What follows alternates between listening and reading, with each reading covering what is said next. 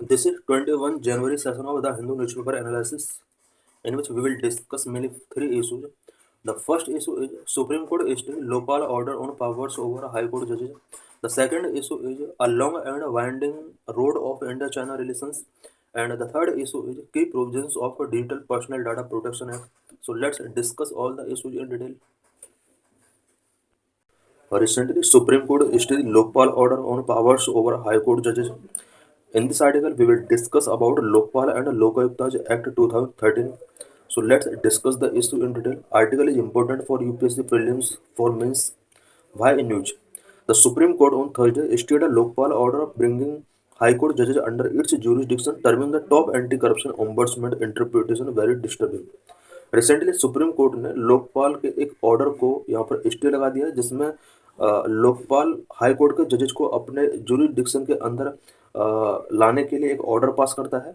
और लोकपाल के इस एक्ट को सुप्रीम कोर्ट ने वेरी डिस्टर्बिंग डिक्लेयर किया है।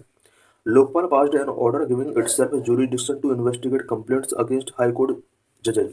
लोकपाल ने ये जो ऑर्डर पास किया था, स्पेशली हाई कोर्ट जजेस के अगेंस्ट अगर कोई कंप्लेन मिलता है, उस कंप्लेन पर इन्वेस्टिगेट करने के लिए अपने जुरिडिक्शन को बढ़ाने के लिए यहाँ पर ये ऑर्डर पास किया गया था। बट सुप्रीम कोर्ट ने इस ऑर्डर पर स्टे लगा दिया है। Lokpal and Lokayukta. Lokpal and Lokayukta are public institutions established in India to investigate and prosecute corrupt public officials. Lokpal and Lokayukta public institutions हैं जो कि इंडिया के अंदर पब्लिक करप्ट ऑफिशियल्स के इन्वेस्टिगेट करने के लिए, उनको प्रोसिक्यूट करने के लिए इस्टेब्लिश किया गया। Recommendation of ARC. ARC means Administrative Reform Commission. In the 1960s, the Administrative Reform Commission of India suggested the creation of two specialized authorities, the Lokpal and Lokayukt, to address citizens' complaint and grievance related to corruption. 1960s में ARC की report के suggestion के according India के अंदर corruption से related grievance को address करने के लिए लोकपाल एंड लोकायुक्त के लिए यहाँ पर सजेस्ट किया गया। Role of ombudsman. Lokpal and Lokayukta perform the function and role of an ombudsman the inquire into allegations of corruption against certain organizations, public bodies and for other related matters.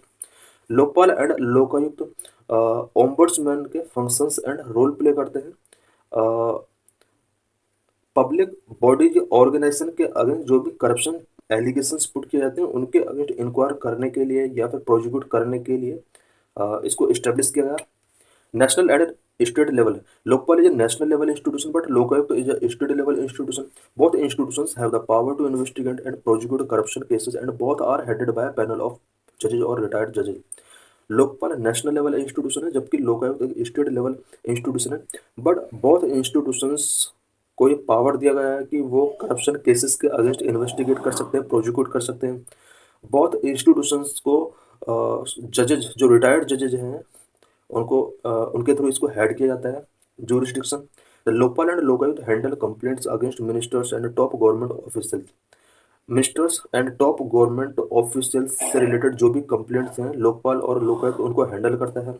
Lokpal and Lokayukta 2013 was passed under article 252 of the constitution of India. Constitution of India के article 252 के according Lokpal and Lokayukta act पास किया गया था 2013 में। Indian independent statutory body under section 3 of the act. Act के section 3 के अंदर Lokpal and Lokayukta तो एक इंडिपेंडेंट स्टेचुटरी बॉडी है। What is background and genesis of Lokpal and Lokayukta in India. India के अंदर लोकपाल का जेनेसिस कैसे हुआ, इसका बैकग्राउंड क्या रहा है, origin. The concept of ombudsman was originated in 1809 in Sweden. 1809 Sweden में ombudsman का कंसेप्ट ओरिजिनेट होता है। In India the former law minister Ashok Kumar Sen became the first Indian to propose the concept of the constitutional ombudsman in parliament in early 1960s. India के अंदर early 1960s में constitutional ombudsman का concept parliament में सबसे पहले अशोक कुमार सेन ने रखा। Doctor L M Singh coined the term Lokpal and Lokayukta in India in 1963। 1963 में इंडिया के अंदर Lokpal and Lokayukta term coin करने वाले डॉक्टर एल एम सिंघवी थे। Later in the year 1966 the first administrative reform commission passed recommendations related to setting up two independent authorities at the center and at the state level. Because Lokpal and Lokayukta centre and state level पर establish करने के लिए पहले recommendations given किए जा चुके थे। But 1966 में फर्स्ट एडमिनिस्ट्रेटिव रिफॉर्म कमीशन ने उन रिकमेंडेशंस को यहाँ पर पहली बार 1966 में पास किया। After this, Lokpal bill was passed in Lok Sabha in 1968 but lapsed due to the dissolution of Lok Sabha. Since then, the bill was introduced many times in Lok Sabha but has lapsed. 1968 में लोकसभा के अंदर पहली बार Lokpal bill pass किया जाता है, but Lok Sabha के dissolution की वजह से ये बिल लैप्स हो जाता है। इसके बाद मैनी टाइम्स लोकसभा के अंदर ये बिल इंट्रोड्यूस किया गया बट लैप्स भी हुआ। Later in 2002, the NCRWC National Commission for Review of the Working of Constitution recommended the appointment of Lokpal and Lokayukt. 2002 में NCRWC ने भी लोकपाल और लोकायुक्त को अपॉइंट करने के लिए कुछ रिकमेंडेशंस यहाँ पर गिवन किए। इन 2005 the second administrative reform commission also recommended the same.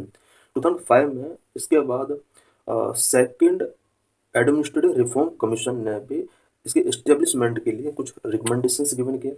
The Anna Hazare movement which is also known as India against corruption movement was lead by social activist Anna Hazare began a hunger strike in April 2011 to demand the creation of a fully independent effective anti-corruption body known as Lokpal. Anna Hazare movement जिसे India against corruption movement के नाम से भी जाना जाता है, ये एक सोशल एक्टिविस्ट थे। अप्रैल 2011 में इन्होंने independent fully anti corruption body it means Lokpal के क्रिएशन की डिमांड करने के लिए यहाँ पर अप्रैल 2011 में हंगर स्ट्राइक इन्होंने किया। As a result of Anna movement the Lokpal and Lokayukta bill was introduced in Indian parliament and passed into law in 2013। Anna Hazare movement के बाद Lokpal and Lokayukta bill Indian parliament के अंदर इंट्रोड्यूस किया और 2013 में ये एक्ट बन जाता है। व्हाट आर की provisions of Lokpal and Lokayukta act 2013? Lokpal and Lokayukta act 2013 के अंदर क्या क्या की प्रोविजंस किए गए हैं? सिलेक्शन कमेटी के कौन कौन से मेंबर होते हैं? Selection committee include the PM as chairperson, Lok Sabha speaker, leader of opposition in Lok Sabha, chief justice of India और अ जज nominated by him and one eminent jurist appointed by president. Selection committee के अंदर इसमें बहुत सारे मेंबर होते हैं जो टॉप लेवल के होते हैं, सच एज चेयरपर्सन के तौर पर प्राइम मिनिस्टर होंगे, लोकसभा स्पीकर होता है, लोकसभा में जो भी लीडर ऑफ ओपोजिशन है वो भी इसके सिलेक्शन कमेटी का मेंबर होता है, चीफ जस्टिस ऑफ इंडिया इसके सिलेक्शन कमेटी के मेंबर होते हैं, साथ ही वन एमिनेंट जूरिस्ट जो कि प्रेसिडेंट के द्वारा अपॉइंट किया जाता है वो भी इस सिलेक्शन कमेटी के मेंबर होते हैं। Jurisdiction. Lokpal and Lokayukt can be applied against Prime Minister, Ministers, MPs and Group A, B, C, D of government employees. Lokpal and Lokayukta prime minister के against, ministers, MPs, group A, B, C, D of government employees के against अगर कोई भी complain आती है उसको investigate करने के लिए, प्रोसिक्यूट करने के लिए लोकपाल एंड लोकायुक्त अप्लाई किया जा सकता है। What is the composition of Lokpal and Lokaयुक्त? It is composed of a chairperson and a maximum of 8 members, with half of them being judicial members. 50% of members belong to SC, ST, OBC, minorities and women. Lokpal and Lokayukta जो institutions हैं, 1 chairperson होता है, 8 other members होते हैं और half member इनमें से judicial member होंगे। 50% members SC, ST, OBC, minority and women से बिलोंग करने चाहिए, ऐसा इसमें प्रोविजन किया गया है। Superintendence, it has the power of superintendence and direct any investigative agency including the CBI for cases referred to it by Lokpal. Lokpal and Lokayukta के पास पावर होती है कि वो किसी भी इन्वेस्टिगेटिव एजेंसी को सुपरिंटेंडेंस कर सकते हैं, डायरेक्ट कर सकती है, सच एज सीबीआई। कोई भी केस अगर लोकपाल के द्वारा सीबीआई को रेफर किया जाता है तो लोकपाल के पास पावर है कि वो सीबीआई को इन्वेस्टिगेट डायरेक्ट कर सकती है उस मैटर से related. Foreign contribution regulation act 2013 FCRA jurisdiction include foreign donations in excess of ₹10 lakh per year under the FCRA। FCRA के अंदर ₹10 लाख तक का यहाँ पर प्रोविजन किया गया है कि हम फॉरेन कंट्रीब्यूशन टेकिंग कर सकते हैं, बट 10 लाख से अगर एक्सेस हो जाता है तो यहाँ पर लोकपाल के दायरे में ये आएगा। इट मीन्स लोकपाल यहाँ पर इन्वेस्टिगेट कर सकता है कि जो ये फंडिंग अदर कंट्री से आया है वो कैसे आया, किसने सेंड किया, पर्पज क्या है, इससे रिलेटेड इन्वेस्टिगेशंस कर सकती है। The act provide requirement for establishment Lokayukta institutions through state legislation with in 365 days of act coming into effect. इस एक्ट के अंदर प्रोविजन किया गया है कि लोकायुक्त लोकपाल के बनने के बाद 365 डेज के अंदर लोकायुक्त हर स्टेट के अंदर इस्टेब्लिश किया जाना चाहिए। What are limitations of Lokpal and Lokayukta act 2013? Lokpal and Lokayukta act 2013 के क्या क्या लिमिटेशंस हैं? Lokpal and Lokayukta act 2013 has various drawbacks that have been criticized by experts and activists, such as lack of independence, anonymous complaint not allowed, limitation of 7 years, severe punishment for false complaint, lack of transparency। Lokpal and Lokayukta act 2013 के अंदर various drawbacks हैं। Various experts and activist उन drawbacks को criticise भी करते हैं, सच है। Number one, lack of independence. This act allow the government to have a significant influence over the appointment and functioning of Lokpal, raise concern related to its independence. इस act के अंदर गवर्नमेंट को अपॉइंटमेंट लोकपाल के अपॉइंटमेंट एंड फंक्शनिंग से related government को काफ़ी influence मिला हुआ है, और इससे लोकपाल एंड लोकायुक्त के इंडिपेंडेंस से रिलेटेड वेरियस कंसर्न रेज होते हैं। Number two, anonymous complaint not allowed. The act does not permit anonymous complaint may deter potential whistleblower from coming forward.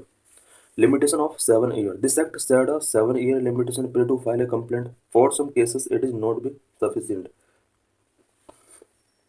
किसी रिलेटेड इशू के बाद 7 ईयर के टाइम पीरियड के अंदर कंप्लेंट फाइल किया जा सकता है, बट कुछ केसेस के लिए ये सफिशिएंट नहीं है। Number four, severe punishment for false complaint. The act provides for a heavy punishment for false or fabulous complaints, which may hesitate people from coming forward with valid complaints. इस act के अंदर provision किया गया है कि अगर कोई भी पर्सन फॉल्स पनिशमेंट प्रोवाइड करता है, फॉल्स इन्फॉर्मेशन अगर कंप्लेन करता है एक तरीके से, तो उसके लिए यहाँ पर कुछ पनिशमेंट का प्रोविजन किया गया है। Number five, lack of transparency. The act has a non-transparent process for dealing with complaint against the PM. PM के अगेंस्ट अगर कोई भी यानी प्राइम मिनिस्टर के अगेंस्ट अगर कोई भी कंप्लेन होता है, तो उसके अगेंस्ट लोकपाल का जो भी प्रोसेस है वो नॉन ट्रांसपेरेंट है। इट मीन्स हायर ऑफिशियल्स के अगेंस्ट कंप्लेंट अगर की जाती है और लोकपाल के द्वारा जो भी एक्शंस टेकिंग किए जाते हैं उनमें ट्रांसपेरेंसी नहीं है। Number six, against any public servant Lokpal can not initiate N investigation on its own.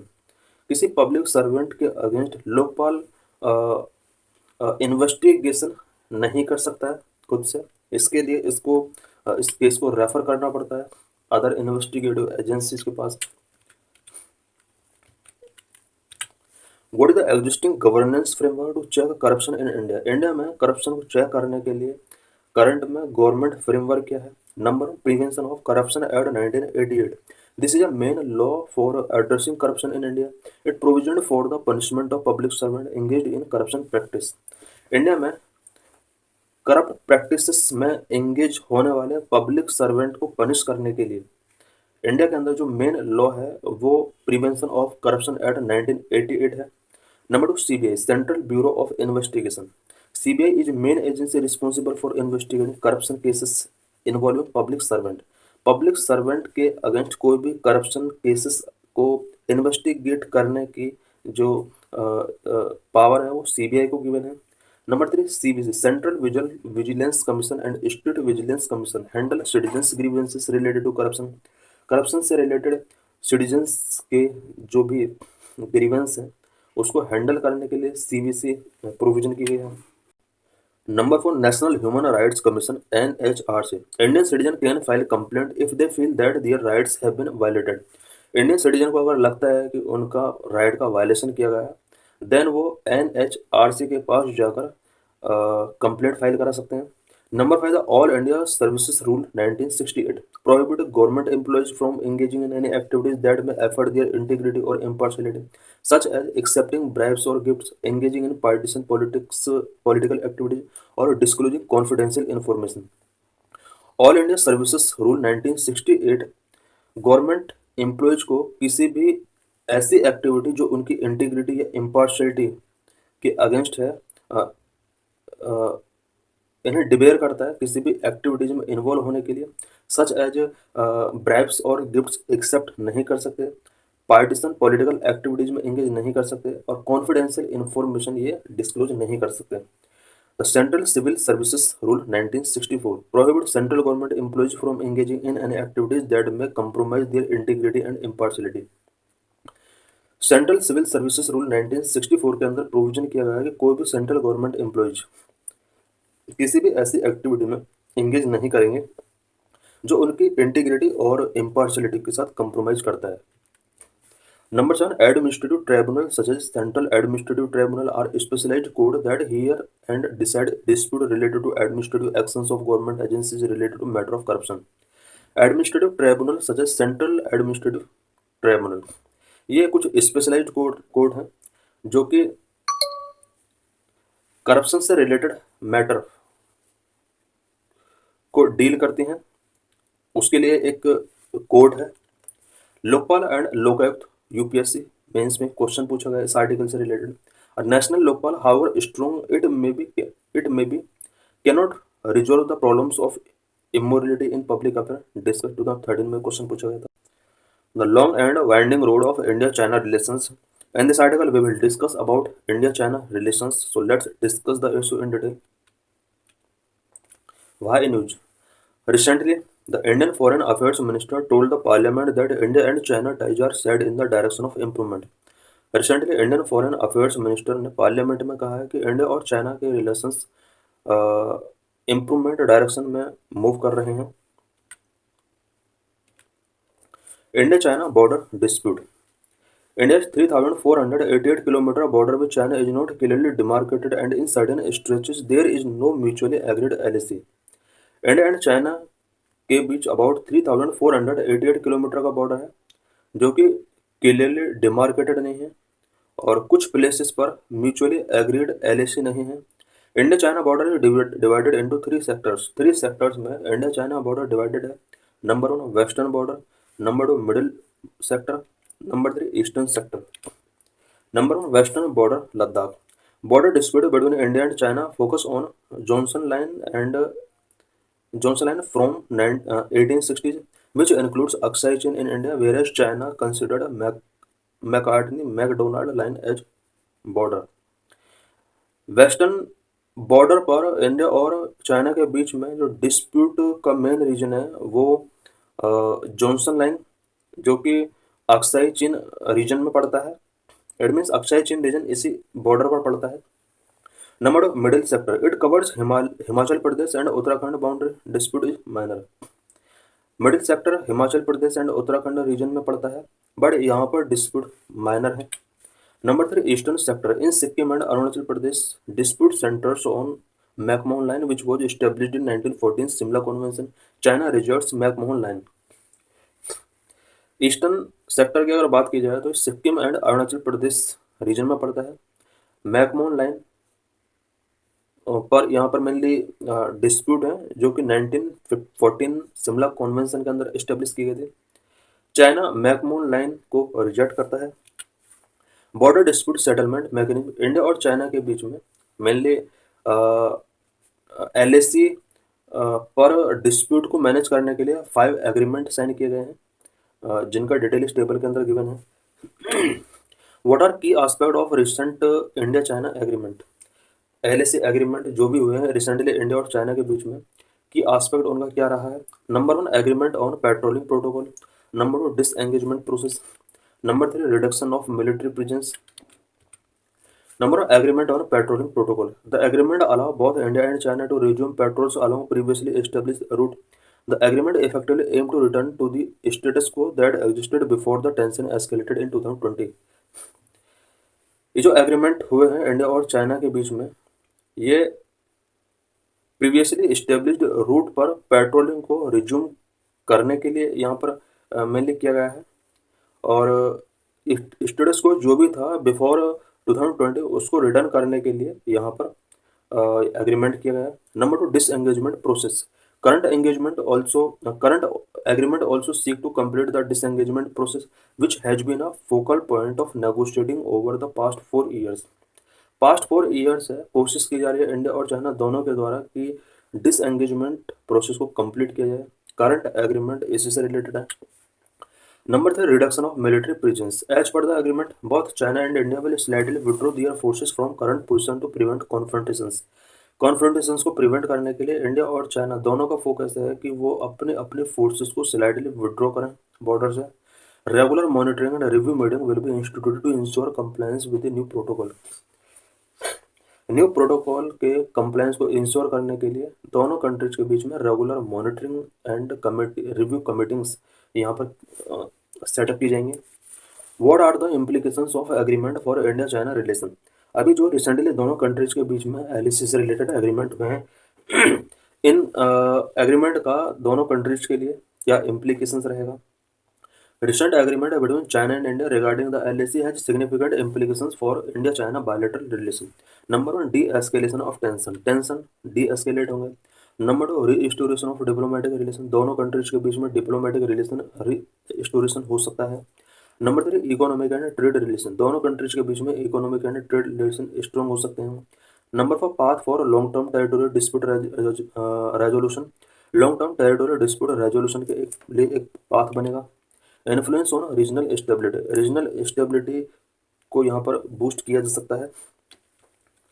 Number 1, de escalation of tension. Agreement promote de escalation in a region where both countries have maintained heavy military presence, reduce the likelihood of confrontations like Galwan 2020 and foster a more stable government along the border।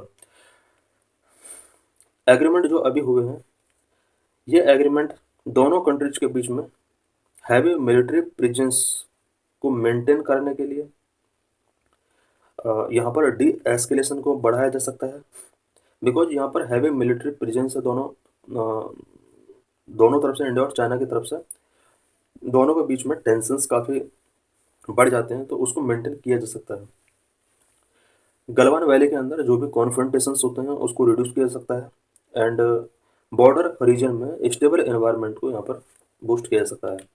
Number 2, restoration of diplomatic relation. Successful implication of recent agreement could facilitate the resumption of higher level diplomatic engagement in famous forums like SCO, BRICS।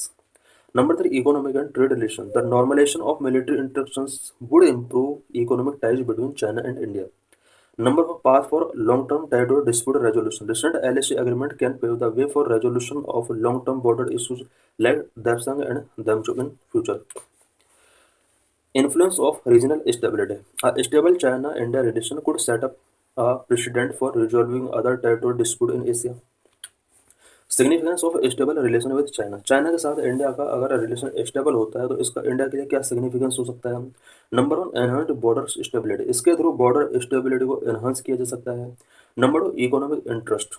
दोनों countries के अपने अपने economic interest हैं, उन economic interest में support मिल सकता है। Stable relationship between India and China is crucial as China is India largest trading partner and third largest export market. India और चाइना के बीच में स्टेबल रिलेशनशिप क्रूशियल है बिकॉज चाइना इंडिया का लार्जेस्ट ट्रेडिंग पार्टनर है and third largest export market China ही है। 2/3 of India total active pharma ingredient source from China. India के अंदर लगभग 66% फार्मा इंग्रेडिएंट्स चाइना से सोर्सिंग किए जाते हैं। Number 3, energy security. Cooperation with China is necessary to receive about hydrological information of trans-border rivers such as Brahmaputra to secure India's hydroelectric potential. India में hydroelectric potential को secure करने के लिए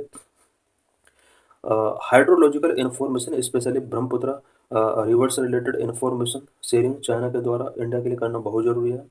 both countries are major importers of oil in Asia. Their cooperation would increase their bargaining power to avoid Asian premium.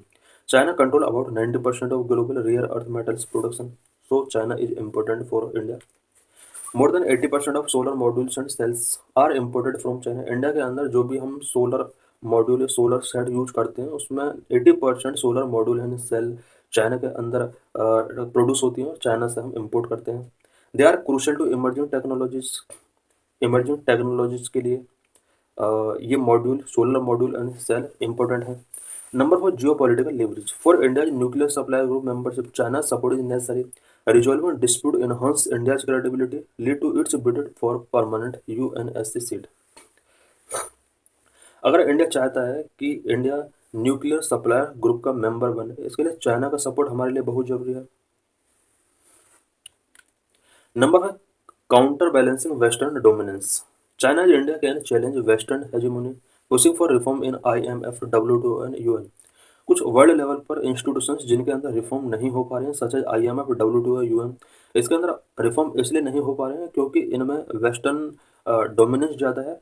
इसको कम करने के लिए India और चाइना को आगे आना होगा। It could promote balance of power within Asia and can deter aggressive policies by West. Asia के अंदर जो भी बैलेंस ऑफ पावर है, इसको बैलेंस किया जा सकता है और वेस्ट के जितने भी एग्रेसिव पॉलिसीज हैं उसको डेटर किया जा सकता है अगर इंडिया और चाइना कोऑपरेट करते हैं। What are the challenge in resolving the India China border dispute. India China border dispute को रिजॉल्व करने के बिफोर क्या क्या चैलेंजेस हैं। Number 1, legacy issues and historical disagreements. Number 2, unilateral Chinese action. Number 3, nationalistic sentiments. Number 4, military buildup and infrastructure development. Number 5, lack of trust and heightened mutual suspicion.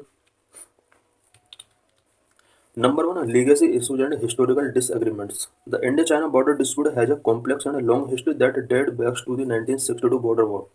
India और China के बीच में जो disputes हैं वो काफ़ी complex disputes हैं and उनका लॉन्ग हिस्ट्री रहा है। 1962 बॉर्डर वॉर से ये स्टार्ट हुए थे। Some legacy issues such as the disputes over Depsang Plain and Demchok is a major challenge in the effective resolution of China-India border dispute. कुछ dispute legacy रहे हैं such as Depsang plain and Demchok के अंदर जितने भी disputes हैं ये बहुत लॉन्ग टर्म से चले आ रहे हैं। Number 2, unilateral Chinese actions. China always attempts to unilaterally alter the status quo along the LAC, including military incursions into the Indian territory, which have significantly escalated tensions and complicated resolution effort in past. China के LAC reason में जो हमेशा attempt रहे हैं वो unilaterally status को alter करने का रहा है और इंडियन टेरिटरी में बार बार मिलिट्री इनकर्जन इसकी तरफ से होता है जिसकी वजह से दोनों कंट्रीज के बीच में टेंशन रेज होते हैं। Number 3, nationalistic sentiment. Nationalistic sentiment on both side make it more difficult for either government to compromise और कंसीडर टेरिटरी। बिकॉज इंडिया और चाइना दोनों कंट्रीज में नेशनलिस्टिक सेंटिमेंट बहुत ज़्यादा है, इसलिए गवर्नमेंट के लिए कंप्रोमाइज करना बहुत ही डिफिकल्ट हो जाता है। Number 4, military buildup and infrastructure development. The strengthening of military presence and infrastructure along the LAC on both sides adds increased complexity in effective resolution of dispute. LOC पर both side में military presence को strength करने के लिए यहाँ पर infrastructure development किया जा रहा है जो कि दोनों कंट्रीज के बीच में टाइज को काफ़ी कॉम्प्लेक्स बनाता है। Number 5, lack of trust and heightened mutual suspicion. In 2020, deadly clashes in Galwan Valley have deeply impacted the level of trust between India and China, leading to heightened suspicion and uncertainty. 2020 में India और China के बीच में जो Galwan valley clashes हुए थे इसकी वजह से दोनों कंट्रीज के बीच में लेवल ऑफ ट्रस्ट काफ़ी इम्पेक्ट हुआ जिसकी वजह से दोनों कंट्रीज के बीच में सस्पिशन एंड अनसर्टेनिटी काफ़ी हाई हुई। This lack of trust creates a violative environment which is not conducive to long-term conflict resolution. Galwan valley clashes की वजह से दोनों कंट्रीज के बीच में जो ट्रस्ट का लैक हुआ इसकी वजह से एक वॉलेटाइल एनवायरनमेंट क्रिएट हुआ जो कि लॉन्ग टर्म कॉन्फ्लिक्ट रेजोल्यूशन के लिए कंडीशन नहीं है। What is way forward. Number 1, strengthen diplomatic dialogue. दोनों कंट्रीज को डिप्लोमेटिक डायलॉग को स्ट्रेंथ करना होगा। Number 2, enhance border infrastructure and defence preparedness. Border infrastructure और डिफेंस प्रिपेयर्डनेस को एनहांस करना होगा। Transparency and consensus based decisions taking करने होंगे। Respect consistent position and this is UPSC previous year question which was asked in 2017। In this article, we will discuss about Digital Personal Data Protection Act 2023.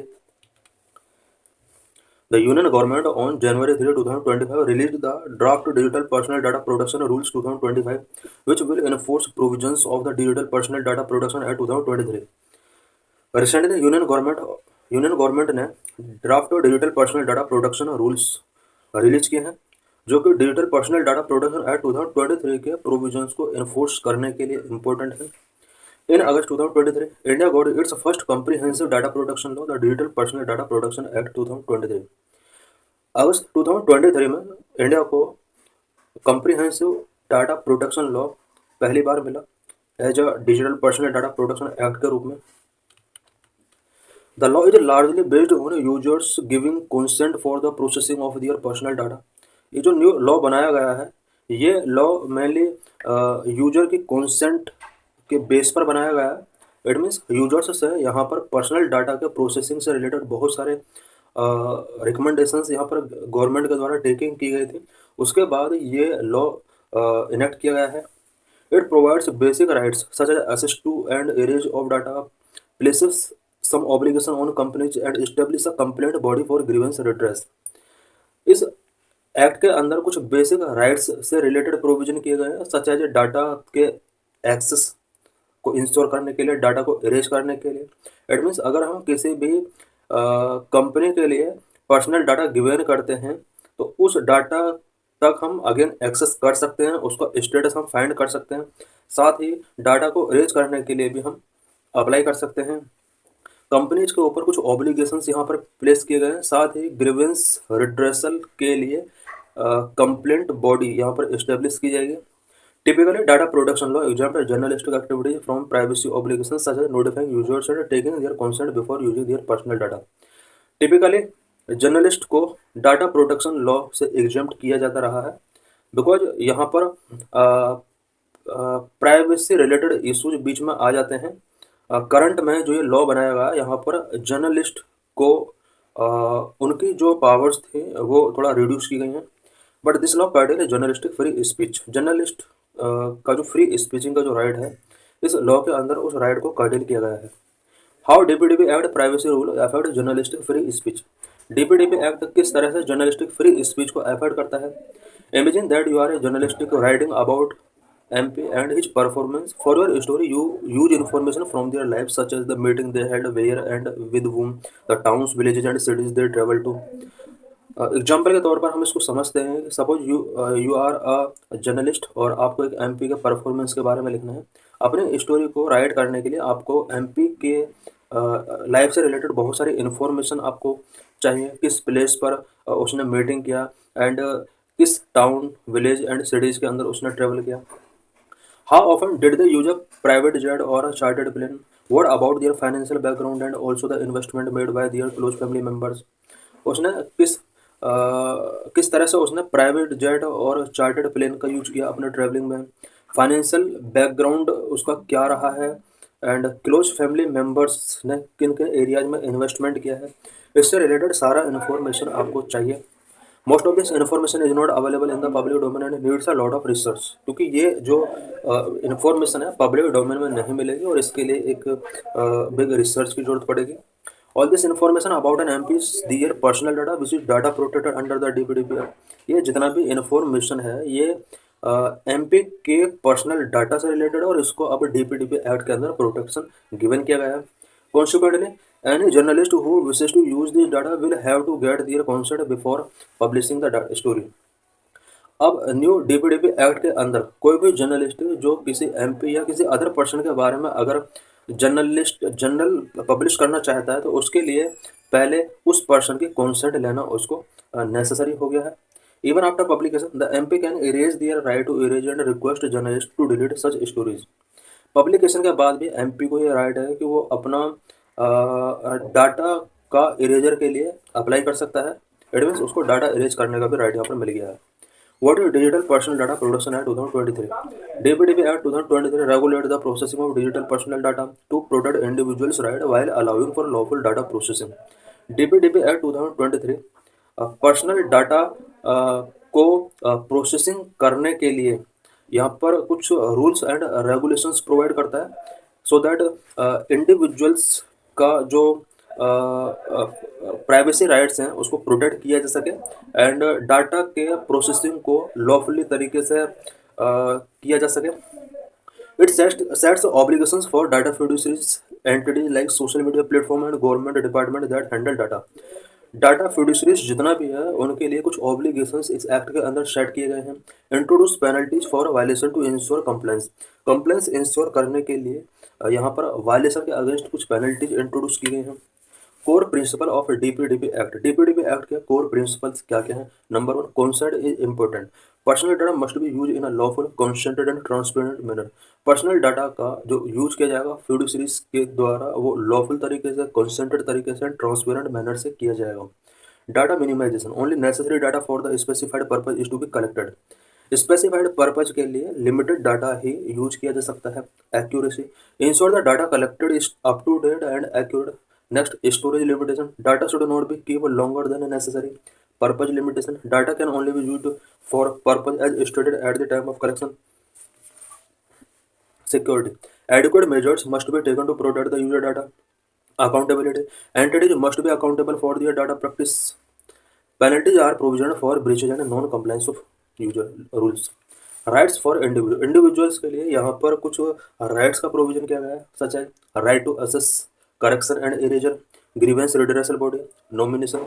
Right to access, individuals can find about what personal data is product. Individuals को find out करने का right है कि personal data जो process किया जा रहा है वो किस पर्पज के लिए किया जा रहा है। Correction and erasure, individuals can delete और correct their data. Grievance redressal body, a body to individuals to raise concern and complaint. Complaint के सॉल्यूशन के लिए यहाँ पर एक बॉडी रिड्रेसल बॉडी बनाया गया है। Nomination, users can nominate someone to exercise their right in case of incapacity और डेथ। यूजर का अगर डेथ हो जाता है तो उसको पावर दी गई है कि वो अपना नॉमिनेट यहाँ पर चूज कर सकता है। ऑब्लिगेशंस फॉर डाटा फ्यूडिशरीज, डाटा फ्यूडिशरीज के लिए क्या क्या ऑब्लिगेशंस हैं? सिक्योरिटी से रिलेटेड, डाटा इरेजर से रिलेटेड, नोटिफिकेशन से रिलेटेड, ग्रीवेंस रिड्रेसल से related. Number one, security, implement safeguard against data breaches of users. Users के डाटा को ब्रीच होने से बचाने के लिए कुछ सेफगार्ड यहाँ पर इम्प्लीमेंट करने होंगे डाटा फ्यूडिशरीज को। Data erasure, deleted data when consented withdrawal और नो लॉन्गर नीडेड।